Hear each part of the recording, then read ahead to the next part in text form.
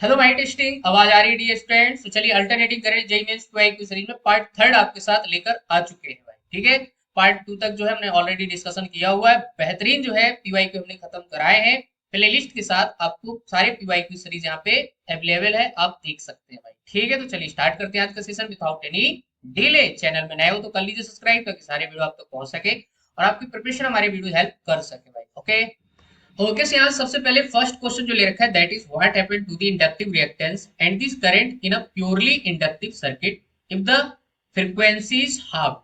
Clear है? And this question आज की जेई 2021 ऑप्शन आपको दे रखे हैं, जस्ट यू कैन सी भाई। ठीक है, तो आई होप आपको क्वेश्चन समझ आया होगा। क्वेश्चन में प्योरली इंडक्टिव सर्किट की बात कर रहा है और उसमें बोला है कि अगर फ्रीक्वेंसी को हाफ कर देते हैं तो हमारे पास इंडक्टिव रिएक्टेंस और करंट का क्या होगा, ये आपको यहाँ पे बताना है। राइट, ओके भाई, तो यहाँ पे चलिए समझ लेते हैं। तो हमारे पास यहाँ पे प्योर इंडक्टिव सर्किट के केस में हमारे पास जो रिएक्टेंस होती है एक्सएल इक्वल टू कितना होता है, ओमेगा एल। और omega is nothing but this is 2 pi F into L. ठीक है, तो यहाँ से आप समझ सकते हैं कि हमारे पास जो एक्सएल है that is directly proportional to क्या हो जाएगा, फ्रीक्वेंसी। राइट, फ्रीक्वेंसी बढ़ेगा तो एक्सएल भी आपके पास बढ़ेगा। अगर ग्राफ की बात करें तो यहाँ पे ग्राफ भी प्लॉट कर सकते हो एक्सएल वर्सेस फ्रीक्वेंसी, क्योंकि ये भी काफी इंपॉर्टेंट है, आपसे पूछा जाता है तो स्ट्रेट लाइन ग्राफ आ जाएगा। राइट, यदि फ्रीक्वेंसी आप हाफ करेंगे तो हमारे पास एक्सएल डैश हम बोल सकते हैं, ये भी क्या हो जाएगा, एक्सएल का हाफ हो जाएगा। सीधी सी बात है भाई। ठीक है, बात समझ आ रही है? आप यहाँ पे XL one divide by XL two करेंगे, F one divide by F two करेंगे, तो उस हिसाब से आपके पास एक रिलेशन यहाँ पे निकल के आ जाएगा। ठीक है, तो हमारे पास आपका इंडक्टिव रिएक्टेंस जो हाफ हो जाएगा। राइट, अच्छा अब यहाँ पे बात कर रहे हैं करंट की। तो प्योरली इंडक्टिव के केस में हमारे पास जो करंट निकाला जाता है that is voltage divided by आपके पास एक्सएल। ठीक है, ओम्स लॉ लगा सकते हो, V equal to I R. तो हमारे पास I equal to V divided by R, R is nothing but this is the inductive reactance. Right, आप देखेंगे सो I डायरेक्टली प्रोपोर्शनल क्या हो जाएगा, 1 बाई XL। क्लियर है? तो हमारे पास इंडक्टिव रिएक्टेंस की क्या है, इनवर्सली प्रोपोर्शनल। तो करंट क्या हो जाएगा, I डैश इक्वल टू आपके पास 2 टाइम्स हो जाएगा, करंट डबल हो जाएगा भाई। क्लियर है? क्योंकि इंडक्टिव रिएक्टेंस क्या हो रही है, हाफ हो रही है, तो करंट आपका डबल हो जाएगा, जस्ट इनवर्सली रिलेशन आ जाएगा। तो आप ऐसे देख सकते हैं बेटा। तो हमारे पास यहाँ पे क्या है, देखिए फर्स्ट ऑप्शन दे रखा है inductive reactance will be double and current will be half, बिल्कुल गलत ऑप्शन है। Both inductive reactance and current will be double, ये भी गलत बात है। Inductive reactance will be half and current will be double, एकदम सही बात है। तो option third is the correct. Okay, so हमारे पास यहाँ पे जो सेकंड क्वेश्चन है that is asked in JEE 2021 match the columns में जो है क्वेश्चन पूछा गया है। ठीक है, सो यहाँ पे फर्स्ट ए जो दे रखा है, ठीक है, that is phase difference between current end voltage in purely resistive AC circuit. ठीक है, अब यहाँ पे जब प्योर रेजिस्टिव सर्किट होता है ना एसी केस में, तो उस केस में हमारे पास जो फेज डिफरेंस आता है phi that is equal to कितना आता है, 0 डिग्री। तो एक ऑप्शन क्या जाना चाहिए आपके पास, सेकंड जाना चाहिए भाई। क्लियर है? तो एक आपका सेकंड जाएगा। तो हमारे पास कौन कौन से ऑप्शन ऐसे यहाँ पे है, तो सेकंड हो सकता है, थर्ड हो सकता है, तो फोर्थ हो सकता है, मतलब फर्स्ट ऑप्शन एलिमिनेट हो गया भाई। ठीक है, अच्छा अब यहाँ पे देखिए बी की बात कर लेते हैं। तो बी में क्या दे रखा है, phase difference between current end voltage in a pure inductive AC circuit.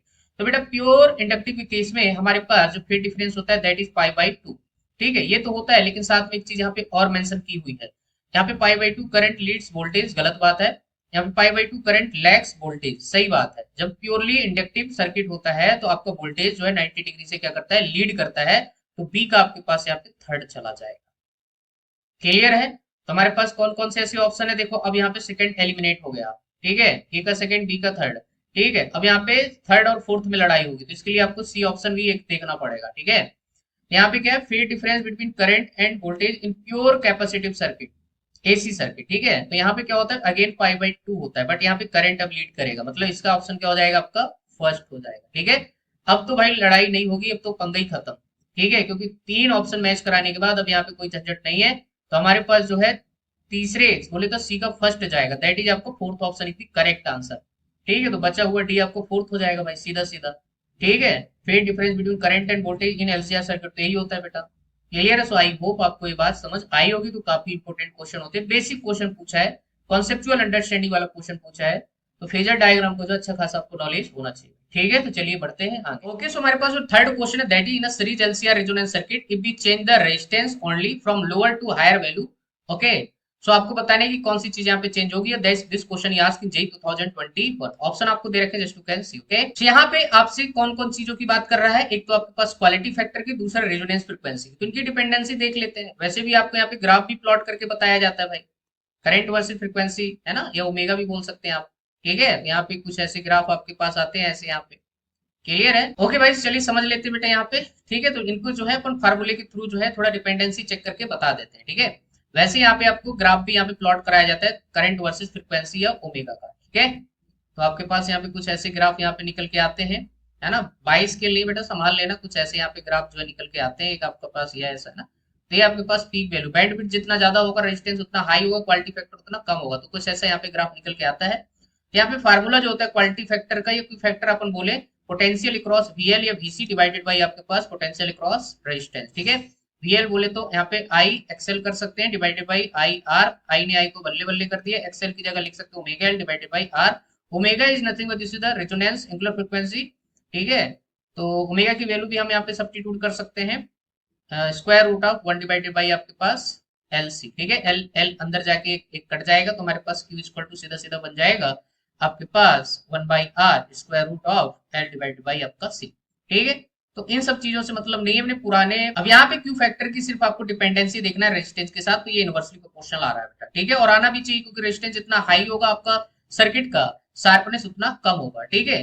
तो क्वालिटी फैक्टर जो है आपको शार्पनेस को बताता है, तो रेजिस्टेंस आपका हाई होगा तो शार्पनेस कम होगा, ठीक है। इनवर्सली रिलेशन है, सीधी सी बात है, ठीक है। अगर आर हाई होगा तो क्यू आपका क्या होगा, लोअर होगा, ठीक है। यहाँ पे रेजोनेंस फ्रीक्वेंसी बोले तो ओमेगा आर हम लिख सकते हैं 1 divided by square root of L C, और इसको हम लिख सकते हैं F equal to 1 divided by 2 pi और 1 divided by square root of L C, ठीक है।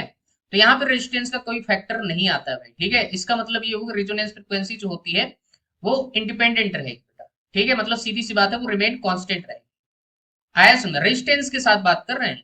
ये आपके पास रेजोनेंस फ्रीक्वेंसी जो तभी चेंज होगी जब एल और सी आप चेंज करोगे, ठीक है। तो अभी तो फिलहाल ये कांस्टेंट रहेगा विथ रिस्पेक्ट टू रेजिस्टेंस, मतलब रेजिस्टेंस चेंज करने से यहाँ पे कोई फर्क नहीं पड़ रहा है, ठीक है। अच्छा, यहाँ पे एक चीज और बात कर रहा है भाई, क्वालिटी फैक्टर के साथ यहाँ पे बैंडविड्थ की भी बात कर रहा है। तो हमने अभी भी बताया बेटा, नीचे वाला जो सर्किट, ये वाला आपको जो बैंड दिख रहा है ना नीचे वाला, तो ये बैंडविड्थ इसका ज्यादा होता है। जब बैंडविड्थ इसका ज्यादा होगा तो हमारे पास रेजिस्टेंस भी क्या होगा, ज्यादा होगा। बैंडविड्थ का जो फार्मूला होता है अगर हम देखें, डेल्टा ओमेगा इक्वल टू होता है R divided by L, clear है, आया समझ में। एल के इनवर्सली प्रोपोर्शनल, आर के डायरेक्टली प्रोपोर्शनल, ठीक है। तो डेल्टा ओमेगा जो होता है that is directly proportional to R, अगर आर ज्यादा होगा तो बैंडविड्थ भी क्या होगा, ज्यादा होगा, ठीक है। तो इस हिसाब से हमारे पास थर्ड ऑप्शन में देखें तो bandwidth of resonance circuit will increase, एकदम सही बात बोल रहा है भाई, क्लियर है। यहाँ पे एक ही ऑप्शन जो है सही जाएगा, क्योंकि यहाँ पे रेजोनेंस फ्रीक्वेंसी विल इंक्रीज तो बिल्कुल गलत बात है ना। इसके बाद यहाँ पे fourth of quality factor will increase तो गलत बात है भाई, ठीक है। रेजिस्टेंस आप बढ़ा रहे हो तो इंक्रीज नहीं करेगा, डिक्रीज करेगा, तो आपको थर्ड ऑप्शन जो है यहाँ पे चला जाएगा, ठीक है। सो आई होप यार सारे कॉन्सेप्ट आपको एकदम क्रिस्टल क्लियर समझ आए होंगे, सारी चीजें यहाँ पे बताने की कोशिश की है। कुछ ही सेकंडों का क्वेश्चन था लेकिन सारी चीजें आपको यहाँ पे एक्सप्लेन की है। यहाँ पे हमारे पास जो next question that is in a series LCR circuit the inductive reactance XL is 10 ohm and the capacitive reactance XL is 4 ohm दे रखा है, the resistance R in the circuit is 6 ohm, the power factor of the circuit आपको बताना है। This question ये asked इन जे 2021, option आपको दे रखे हैं। ओके गाइस, तो हमें यहाँ पे पावर फैक्टर पूछा जा रहा है, ठीक है। तो अगर थोड़ा सा फेजर डायग्राम आप समझ लो, ठीक है। एलसीआर सर्किट है तो ऊपर आपके पास VL आएगा और नीचे आपके पास यहाँ पे VC आ जाएगा और यहाँ पे आपके पास VR, ठीक है। अब यहाँ पे थोड़ा सा जो है हम यहाँ पे टेक्निकल चीजें यहाँ पे यूज करते हैं, तो फाई आ जाएगा और ये हो जाएगा VL माइनस VC, ठीक है। और ये आपके पास V, राइट। तो हम यहाँ पे लिखेंगे cos फाइव, बात समझ आ रही है, ये आपके पास वी आर है। तो अगर यहाँ पे cos फाइव लेंगे, cos five is nothing but this is the power factor, तो ये क्या होगा आपके पास बेस बोले तो वी आर और डिवाइडेड बाई आपके पास v, ठीक है। और ये v क्या होता है ये चीजें मालूम होना चाहिए। डायरेक्ट मैं यहाँ पे फार्मूला लिखूं जो अपन सॉल्व करने के बाद जो आता है that is equal to r by Z. This is the general formula to find the power factor in case of alternating current, सीधी सी बात है, r बाई जेड, है ना। ये चीज आपको याद रहे तो बहुत अच्छी बात है। अब यहाँ पे z की वैल्यू निकालने के लिए आपको थोड़ा सा वर्क करना पड़ेगा, तो z इक्वल टू कितना हो जाएगा, सारा चीजें आपको यहाँ पे दे रखा है, आर के square plus XL minus XC का होल स्क्वायर यहाँ पे कर देना है, ठीक है। तो z इक्वल टू हमारे पास कितना आ जाएगा, आपको r की वैल्यू दे रखा है कितना 6 ओम, तो ये कितना हो जाएगा 36 प्लस, और यहाँ पे एक्सएल 10 माइनस आपके पास एक्सी 4, क्लियर है, का स्क्वायर हो जाएगा। तो हमारे पास कितना आ जाएगा यहाँ पे ध्यान से देखिए 36, और यहाँ पे कितना हो जाएगा 10 माइनस 4 6 का स्क्वायर, तो फिर से 36, हमारे पास कितना हो जाएगा ध्यान से देखिए z इक्वल टू कितना आ जाएगा भाई, स्क्वायर रूट ऑफ 6 प्लस 6 12, है ना, और 3 3 6 और 1 7, है ना, तो 72 हो जाएगा, राइट। तो हमारे पास ये हो जाएगा। और आप एक काम और कर सकते थे बेटा, पता है क्या, 36 कॉमन आ जाता तो अंदर बचते यहाँ पे 6 रूट 2, आया समझ, चीज आपको आई होप समझ आ गई होगी भाई, ठीक है। तो हमारे पास ये भी आप लिख सकते हो इसको, तो ये हमारे पास 6 रूट 2 जो है आपके पास इम्पीडेंस आ जाएगा। अब इस हिसाब से हमारे पास cos फाइव जो हो जाएगा दैट इज इक्वल टू कितना हो जाएगा, आर की वैल्यू आपको दे रखा है 6, डिवाइडेड बाई 6√2, तो 6 ने 6 को मार दिया, तुम्हारे पास क्या हो जाएगा, जस्ट 1/√2। इतना टाइम पास करना नहीं है, ठीक है। तुम्हारे पास 1/√2 is nothing but this is the power factor of the given circuit. Clear है, तुम्हारे पास जो ऑप्शन जाएगा that is first is the correct. हमारे पास नेक्स्ट क्वेश्चन है, AC voltage VT equal to दे रखा है 20 sin omega t of frequency 50 hertz is applied to a parallel plate capacitor, okay. The separation between the plates is 2 mm and area is 1 meter square दे रखा है। The amplitude of oscillating displacement current for the applied AC voltage is, okay, and this question is asked in JEE 2021। Option आपको दे रखे just to can see, epsilon naught की value भी आपको provide किया, अगर याद नहीं है तो, ठीक है। वैसे आपको याद रखनी पड़ेगी क्योंकि कभी कभी लोग देते हैं, कभी कभी नहीं देते हैं, तो उस केस में आपको यहाँ पे देख लेना, राइट। ओके भाई, चलिए बेटा समझ लेते हैं यहाँ पे। सो सबसे पहले यहाँ पे देखो क्या करना पड़ेगा आपको, वोल्टेज जो है आपको टाइम का फंक्शन दे रखा है, तो उस हिसाब से पहले चार्ज की इक्वेशन लिखो, Q इक्वल टू कितना होता है CV। सो इसको अगर डिफरेंशिएट करें तो हमारे पास क्या हो जाएगा, dq by dt equal to आपके पास C dv बाई dt। क्लियर है, C तो वैसे भी कांस्टेंट है, V की वैल्यू दे रखा है 20 sin ओमेगा t, तो यहाँ पे सब्स्टिट्यूट करेंगे तो हमारे पास dq by dt is nothing but this is the current, तो I इक्वल टू कितना आएगा C। V को डिफरेंशिएट करेंगे तो 20 तो वैसे भी कांस्टेंट है, बाहर ही रहेगा, और साइन का आपके पास क्या हो जाएगा, cos, ओमेगा बाहर आ जाएगा। क्लियर है, तो ये हमारे पास इसका डिफरेंशिएशन फॉर्म हो जाएगा। अब यहाँ पे बेटा ध्यान से देखिए, हमारे पास I इक्वल टू कितना हो जाएगा, ये जो आपको दिख रहा है बेटा, ये क्या है आपके पास I नॉट है, I not cos omega t हो जाएगा, ठीक है। तो हमारे पास करंट की इक्वेशन बन जाएगी। अब यहाँ पे I नॉट बोले तो एम्पलीट्यूड पूछा हुआ है, पीक वैल्यू पूछा हुआ है, तो I नॉट इक्वल टू हो जाएगा 20 और C ओमेगा, राइट। ओमेगा की वैल्यू 2 पाई f, f कितना दे रखा है आपको 100, यहाँ पे फ्रीक्वेंसी कितना दे रखा है आपको 50 हर्ट्ज, ठीक है, तो 50 रख देंगे। और आपके पास C की वैल्यू कितनी हो जाएगी, epsilon not A divided by D। Clear है, क्योंकि यहाँ पे C की डायरेक्ट वैल्यू नहीं दिया है, वो आपको डिस्टेंस दे रखा है पैरेलल प्लेट कैपेसिटर का, और एरिया वगैरह दे रखा है, एप्सिलॉन नॉट की वैल्यू भी दे रखा है, ठीक है। तो इन सब वैल्यू पे यहाँ पे अपन सब्स्टिट्यूट करेंगे तो हमारे पास I नॉट इक्वल टू हो जाएगा, आप यहाँ पे ध्यान से देखिए बेटा, तो आपके पास यहाँ पे कितना हो जाएगा, यहाँ से हमारे पास कितना हो जाएगा, I नॉट इक्वल टू, आप यहाँ पे चाहे तो मल्टीप्लाई करा सकते हैं या फिर ऐसे ही रहने दीजिए, ठीक है, क्योंकि ये जो है सिंप्लीफाई अपने को यहाँ पे करना है, ठीक है। तो हमारे पास यहाँ पे हो जाएगा, आप चाहे तो लिख सकते हैं 20 मल्टीप्लाई 100, और आपके पास यहाँ पाई और मल्टीप्लाई एप्सिलॉन की value 8.85 multiply 10 to power minus 12, और मल्टीप्लाई ए की वैल्यू 1 मीटर स्क्वायर दे रखा है, और डिस्टेंस की वैल्यू दे रखा है आपको कितना 2 mm, 2 multiply 10 to power minus का 3, ठीक है। तो 2 ने 2 को सीधा उड़ा दिया, ठीक है।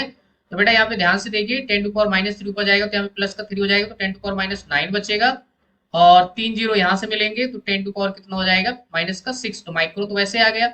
इसके बाद यहाँ पे पाई की वैल्यू 3.14 से मल्टीप्लाई कर दीजिए 8.85 से, तो हमारे पास जो आई नॉट की वैल्यू आ जाएगा दैट इज इक्वल टू आपके पास 27 पॉइंट समथिंग यहाँ पे आंसर आएगा, ठीक है। तो मैच कर रहा है तो मैं वही डायरेक्ट यहाँ पे आंसर बता देता हूँ, ठीक है। तो ये हमारे पास दैट इज आपको third is the correct answer, ठीक है। तो ये आपको ऑप्शन यहाँ पे मैच करता है। ओके, सो हमारे पास नेक्स्ट क्वेश्चन है, a series LCR circuit of R equal to 5 ohm, L equal to 20 milli henry दे रखा है, C इक्वल टू 0.5 माइक्रोफैराड दे रखा है, is connected across an AC supply of 250 volt, right, having variable frequency, the power dissipated at resonance condition is, right। आपको यहाँ पे 10 to power 2 order का जो है वाट में दे रखा है, दिस क्वेश्चन आज की JEE 2021 न्यूमेरिकल आंसर टाइप का क्वेश्चन। अब यहाँ पे भाई रेजोनेंस कंडीशन की बात कर रहा है, तो रेजोनेंस कंडीशन में यहाँ पे अगर एलसीआर सर्किट भी है ना, तो यहाँ पे Z इक्वल टू सीधा सीधा क्या हो जाता है, R हो जाता है, क्योंकि यहाँ पे XL माइनस XC की जो वैल्यू होती है ना दैट इज इक्वल टू क्या हो जाता है, 0, है ना। इम्पीडेंस अगर मैं फार्मूला लिखूं, ऐसे टोटल टाइम पास है, सारी चीजें बेटा आपको आनी चाहिए, आर का स्क्वायर रूट आर का square plus XL minus XC का क्या हो जाएगा, होल स्क्वायर।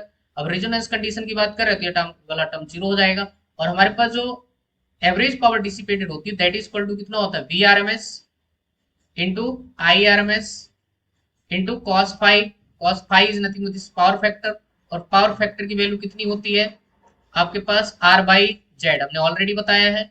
अब यहाँ पे रेजोनेंस कंडीशन में क्या हो जाता है, R by R equal to Z direct 1 हो जाएगा, ठीक है। तो ये वाला टर्म 1 हो गया। अब यहाँ पे V R M S I R M S को हम क्या लिख सकते हैं बेटा, हम इसको ऐसे भी लिख सकते हैं, पावर को V square R M S divided by आपका आर, और ये वी आर एम एस दे रखा है, इससे क्या हो थोड़ा इजी हो जाएगा, अदरवाइज मुझे यहाँ पे क्या करना पड़ेगा, आई आर एम एस निकालना पड़ेगा, तो बेटर है सीधा यही फार्मूला लगा दो।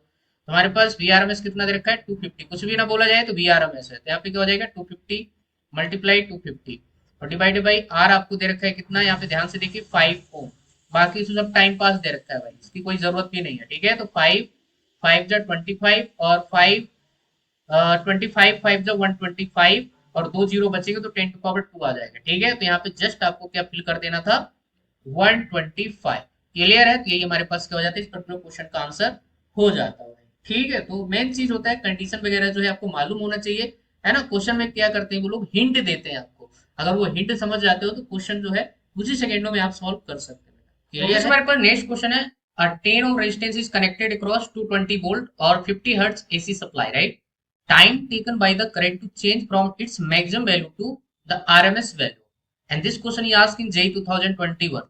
क्लियर ऑप्शन आपको दे रखे टू कैन सी। ओके, तो चलिए भाई समझ लेते हैं। सबसे पहले यहाँ पे हमारे पास जो इंस्टेंटेनियस वैल्यू ऑफ करंट होता है इक्वल टू आई नॉट, और ये आपके पास साइन ओमेगा टी। क्लियर है। अब यहाँ पे सबसे पहले फर्स्ट कंडीशन चेक करते हैं कि करंट किस टाइम पे मैक्सिमम हो।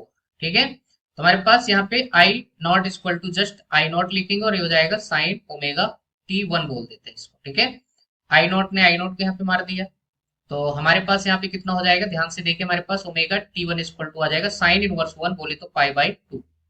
ठीक है, तो टी वन की वैल्यू कितनी आ जाएगी, pi divided by two omega, और omega is nothing but this is two pi F, और एफ की वैल्यू दे रखा है आपको 50 हर्ट्ज, राइट।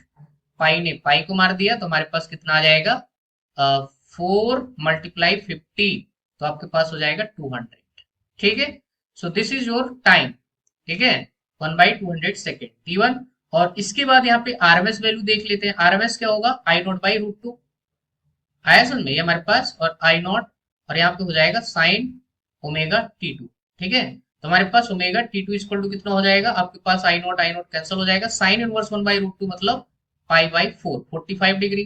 ठीक है, तो अगेन हमारे पास टी टू इक्वल टू कितना हो जाएगा, pi divided by four omega, omega two pi F बोले तो आपका 50, राइट। पाई ने पाई को मार दिया, तो हमारे पास कितना हो जाएगा, 4 × 2 = 8, तो हमारे पास कितना हो जाएगा यहाँ पे 400। क्लियर है, तो ये आपके पास यहाँ से आ जाएगा।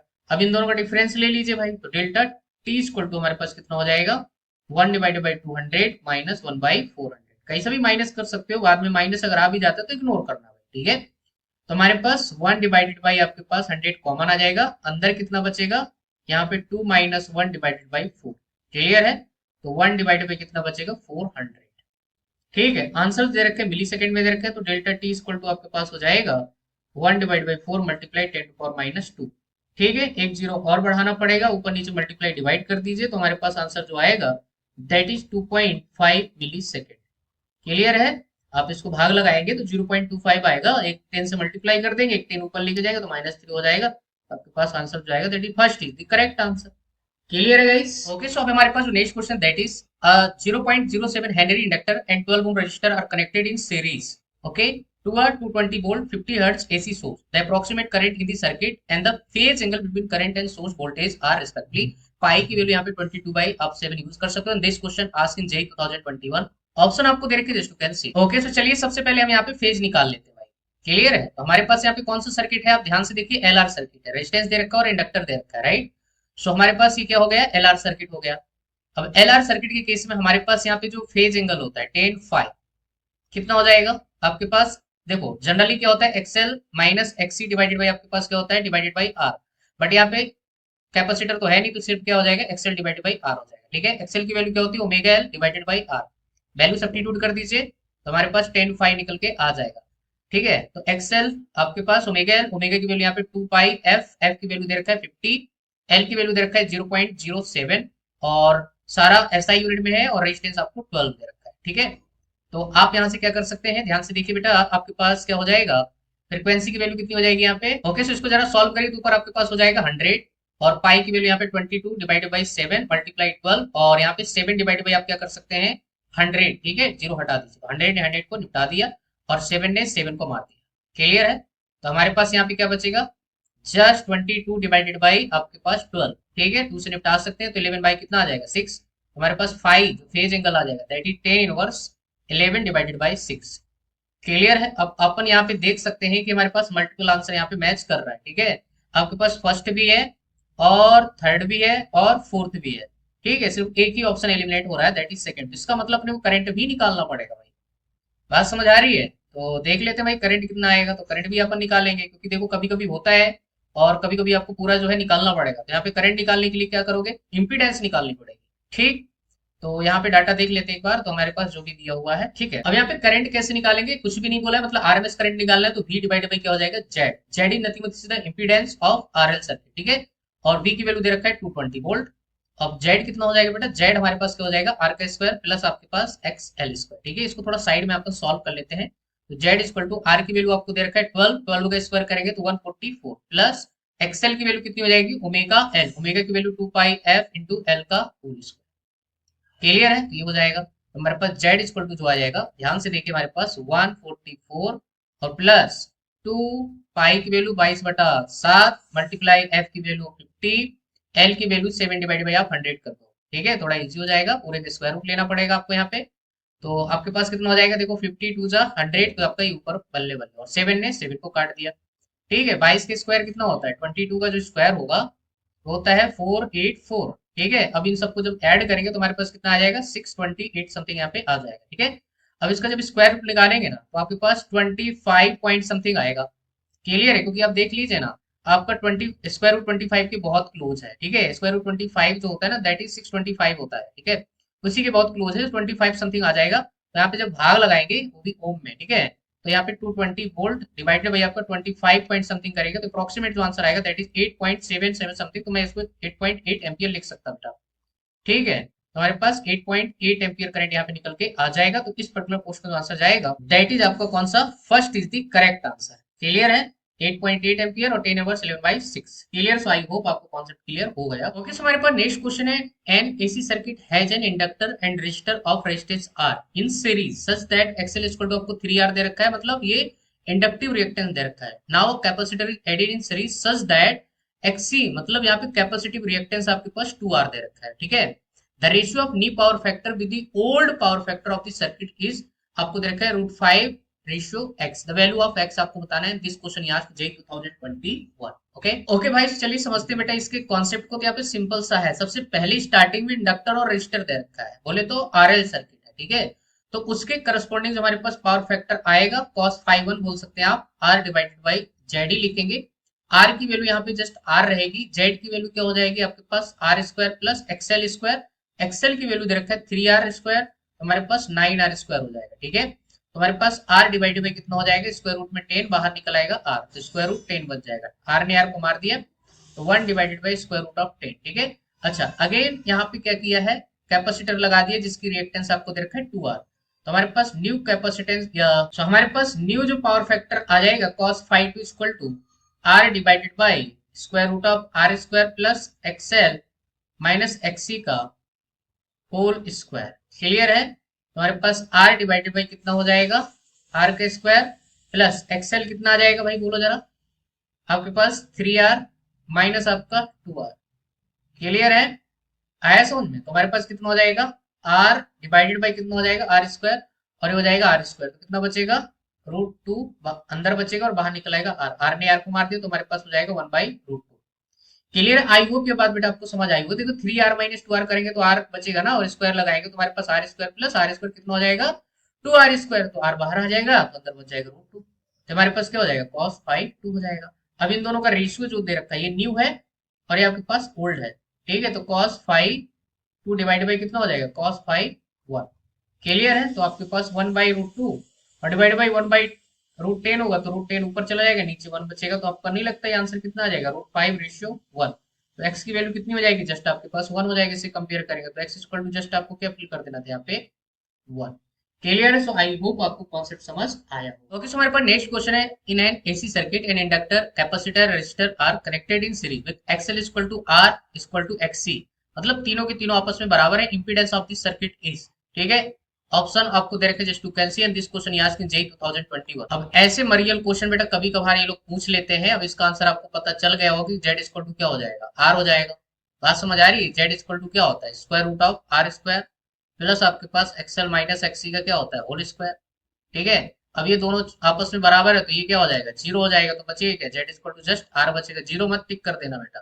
ठीक है, तो आपके पास क्या आंसर आ जाएगा आर आ जाएगा। क्लियर है, वैसे पोपट क्वेश्चन जो कभी कभार पूछ लेते हैं। ठीक है, हमारे पास यहाँ पे लास्ट प्रॉब्लम बढ़िया क्वेश्चन ले रखा है भाई, देखने में बड़ा ही डरावना, लेकिन डरने की जरूरत नहीं है। Question is at very high frequency the effective impedance of the given circuit will be, ohm में बताना है। This question you asked in JEE 2021। Okay, so यहाँ पे एक चीज पकड़नी है भाई, उसने बोला है वेरी हाई फ्रीक्वेंसी में बात कर रहा है। ठीक है, वेरी हाई फ्रीक्वेंसी, इसका मतलब ये है कि यहाँ पे ध्यान से देखिए एक्सएल इक्वल टू कितना होता है आपके पास ओमेगा एल। ठीक है, तो ओमेगा बोलूं या फ्रीक्वेंसी बोलूं, बात तो बराबर है, क्योंकि omega directly proportional to F होगा। तो उस हिसाब से अगर हम बात करें बेटा, अगर यहाँ पे बोला जा रहा है कि ओमेगा जो है वेरी हाई है, मीन्स मैं बोल सकता हूँ कि ओमेगा टेंस टू इन्फिनिटी, तो आपके पास एक्सएल भी कैसा जाएगा, टेंस टू इन्फिनिटी हो जाएगा।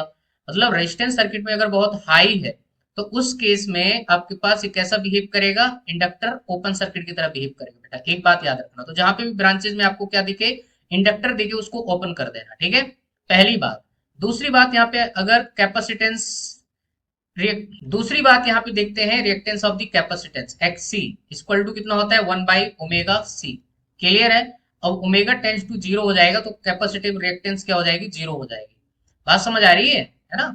तो हमारे पास अगर ऐसा है तो आपके पास ये कैसा बिहेव करेगा, कैपेसिटर शॉर्ट सर्किट की तरह बिहेव करेगा। तो जहां जहां कैपेसिटर लगा है उसको शॉर्ट कर दो भाई, ठीक है। जब तक ये फंडा क्लियर नहीं होगा, तुम ऐसे क्वेश्चन को जो है स्किप करके चले जाओगे, और बड़ा ही सिंपल क्वेश्चन डरा के जो है सब बनाया हुआ है, ठीक है। तो बेटा इस कैपेसिटर को जो है शॉर्ट कर देना, जहां पे कैपेसिटर दिख रहे हैं ना इसको शॉर्ट कर दो, जस्ट वायर बना दो, आया समझ में। और इसको ओपन कर दोगे तो ये वाली ब्रांच तो वैसे भी गई, ठीक है। तो मैं यहाँ पे जो है फाइनल जो है डायग्राम बना रहा हूँ बेटा। तो हमारे पास एक रेजिस्टेंस यहाँ पे बचेगा, और ये वाला सीधा वायर हो जाएगा, और एक रेजिस्टेंस यहाँ पे बचेगा, और नीचे से आपके पास एक रेजिस्टेंस यहाँ पे रह जाएगा। क्लियर है, ये आपका खत्म हो गया। और आपके पास यहाँ से ऐसे ये आपका सप्लाई है, ठीक है, और ये आपके पास यहाँ पे ऐसे कनेक्ट हो जाएगा, ठीक है। ये तो गया, तो ये आपके पास कितना है 1 ओम, और ये आपके पास 2 ओम, और ये आपके पास अगेन 2 ओम। क्लियर है। अब यहाँ से मान लो कोई करंट आया भी, तो आपके पास 220 वोल्ट वगैरह जो भी लगाया है, तो करंट आपका यहाँ से जाके स्प्लिट हो जाएगा। क्लियर, मतलब ये 2 ओम किस में हो जाएंगे, पैरेलल में हो जाएंगे, ठीक है। तो हमारे पास आर इक्विवेलेंट ही क्या हो जाएगा यहाँ पे, इम्पीडेंस हो जाएगा। तो हमारे पास कितना आएगा बेटा, ये दोनों पैरेलल में है तो पैरेलल क्या हो जाएगा, 2 × 2 / 2 + 2, और प्लस इसके साथ सीरीज में आ जाएगा, तो यहाँ +1 कर देना। तो आपके पास यहाँ पे क्या हो जाएगा, 4 डिवाइडेड बाई आपका 4, तो क्या हो जाएगा 1 + 1 = जस्ट 2 ओम आ जाएगा, ठीक है। तो हमारे पास इस पर्टिकुलर क्वेश्चन का जो आंसर जाएगा that is 2 ohm is the correct answer. मतलब इंपीडेंस हो जाएगी दैट इज 2 ओम गाइस, ठीक है। सो आई होप यार आपको बढ़िया तरीके से सोल्यूशन समझ आया होगा। तो ये था आज का ओवरऑल डिस्कशन, हमने यहाँ पे टोटल 11 क्वेश्चन जो है डिस्कस किए हुए हैं गाइस, ठीक है। तो चलिए फिर मिलते हैं आपको नेक्स्ट में, तब तक के लिए thank you, good luck to all.